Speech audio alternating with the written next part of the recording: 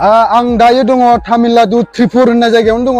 नोंथांमोना दि बुंबाय थादों ओरैबायदि दावराव जादों तामिलनाडु त्रिपुराव ओरैबायदि मानसि सुथारलायनाय दानलायलायनाय बेबायदि जादों होननानै बुंबाय थादों। दिनै आङो बे त्रिपुर होननाय जायगायावनो दं। नाथाय त्रिपुराव दि ओरैबायदि दावराव जादों होनदों जेबो दावराव गैया। इसोर बुङा बे इउटुबारफ्रा ओरैबायदि भिडिअ नुबानो हगारो। बे रानजाना मा बियो एथ' दुगा गावा त्रिपुरायाव दंलायनो बे त्रिपुरायाव थांनानै जेबो गिनांगौ गैया जालायदों आरोना। जोंबो तामिलनाडुआवनो दं भाई।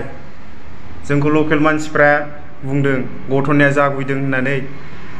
नोंसोर लकेल मानसिया जोंनोसो खोन्थादों जों आसामनि जों बर' जोंनि मावनाय दांनायफोरखौ मोजां मोनो लकेल मानसिफ्रा, मिथिबायना भाई। बेखायनो जोंखौ अननानै बुंदों।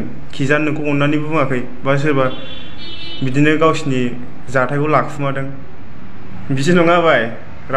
रावनिबो गोसोआ एखे जानो हाया बिसिनाबो, मिथिबायना। जानाया जादों बिहारनि मानसिफोरजों जादों हिन्दीयाव लानानै।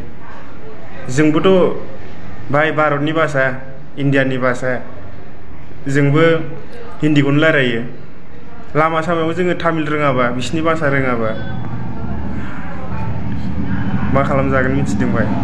सानसेनि मोजांखौ मोजां साननानै दालालै। दा सिरि जानायखायसो एसे हायोबा ओंखारलां, जोंबो ओंखारलांसिगोनसै नै। हेल' लोगोफोर, बरायबाय दिनैनि गोदान भिडिअआव। आङो दिनै नोंथांमोननि गेजेराव मोनसे भिडिअ लानानै फैबावगोन जाहैबाय। बे भिडिअआनो जादों जाहैबाय जिथुनाखि नोंथांमोना ससियेल मिडियानि गेजेरफोरजों नुगासिनो दंखायो जिथुनाखि तामिलनाडुआव जानाय जाथाय। दा बे जाथायनि बागैनो गोबांथार इउटुबारफोरा भिडिअ बानायनानै हगारनाय जादों। मानो होनना बुङोब्ला जोंनि आसामनिफ्राय एबा जोंनि बर' मानसिफ्रा गोबांथार न'खर फेमिलि लानानैबो बेयाव खामानि मावनो थाहैनाय दङ।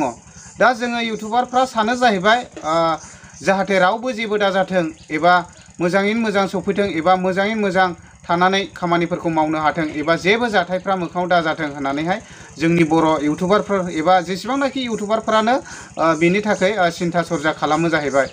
बाट बिनि सायावनो सासे बुंदों जाहैबाय रानजान बसुमतारी ना मा, बिथाङा बेबायदिनो ओजोंहाय तामिलनाडुआव थानानै भिडिअ बानायदों मोनसे जायगानिफ्राय। दा बिथाङा बुंदों जाहैबाय जेबो जायाखै, खुनु प्रब्लेम गैया, जेबो गिनांगौ गैया होननानै दा बिथाङा भिडिअ बानायबाय थादों। दा बिथाङा बुंदों जाहैबाय इउटुबारफोरानो होननानै। एक्सुवेलि जों इउटुबारफोरा बयनिबो थाखाय सेफटिखौ लुबैयो। जों रावखौबो जेबो जाजानो बायो, जाहाथे जों मोजाङैनो मोजां थानो हाथों जों बेखौ सिन्था सरजा खालामो। एक्सुवेलि इउटुबारफोर होनलायनाङा, इउटुबारफोर होनोब्ला गासैयावबो थाङो। एक्सुवेलि फंबाय नों थानाय जायगायाव जेबो जायाखै, बेनो धन्यबाद। दा जिथुनाखि गोबाङानो बे फंबाय बुंनाय बायदियै गोबांथार बिदेशियाव थाहैनाय माखासे मानसिफोरा इजि लानो हागौ। एक्सुवेलि नोङो दे बिदेशियाव दंहैयो, नोङो 1 नाम्बाराव बेखौनो नोङो सिन्था सरजा खालामग्रोखा। नोङो 24 घन्टा गावनो एलार्टआव थानांगौ, नों बेखौनो सिन्था खालामनानै लाग्रोखा।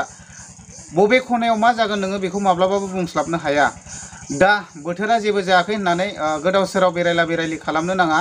24 घन्टा गावखौहाय बेबायदि सेफटि लाखिबाय थानो नाजा।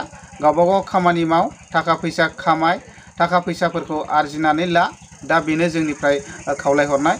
दा बे फंबाय रानजान बसुमतारीनि सायावनो सासे बर'नि दावहारु इउटुबाराबो एसे क्लियारिफिकेसन होदों। नोंथांमोना खोनासंफालां बिथाङा मा बुंदों, आङो होलांगासिनो दङ।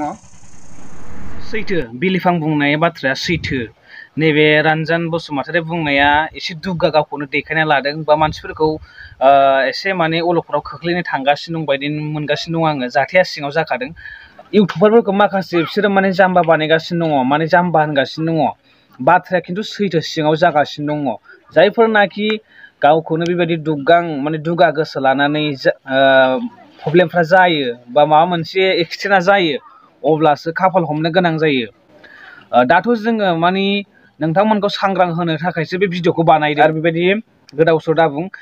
जुदि नोंनि भिडिअखौ बयबो नायो, नायनानै जुदि माखासे जाया माया गैया होननानै थांनानै जोंनि माखासे बर'फ्रा बे जायगायाव माबा मोनसे जायोब्ला बे रिस्कखौ नों लानाय नङा बा लानो हाखानायबो नङा नोङो। बेनिखायनो बेबायदि गोदाव सोराव नङा माया फेकबो होननानै बुंनो नाङा।